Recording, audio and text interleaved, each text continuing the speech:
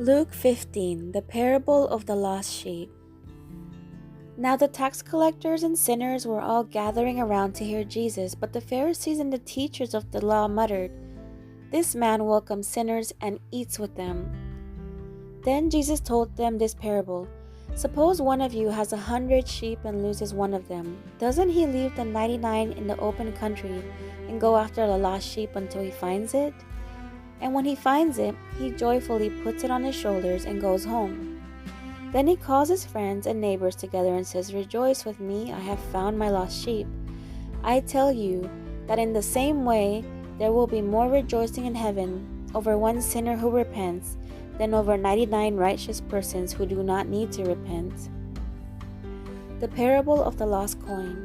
Or suppose a woman has 10 silver coins and loses one. Doesn't she light a lamp, sweep the house, and search carefully until she finds it? And when she finds it, she calls her friends and neighbors together and says, "Rejoice with me, I have found my lost coin."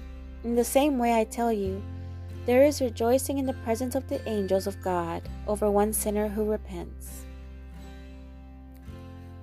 The parable of the lost son.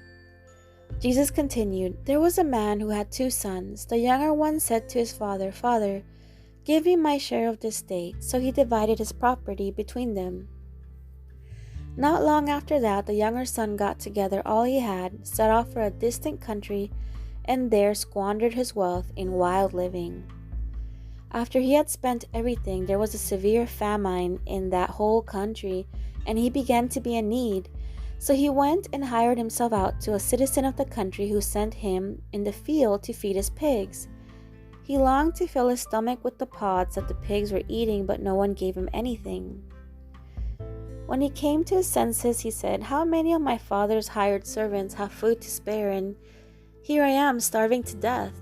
I will set out and go back to my father and say to him, Father, I have sinned against heaven and against you. I am no longer worthy to be called your son. Make me like one of your hired servants.' So he got up and went to his father. But while he was still a long way off, his father saw him, and he was filled with compassion for him. He ran to his son, threw his arms around him, and kissed him. Then the son said to him, 'Father, I have sinned against heaven and against you.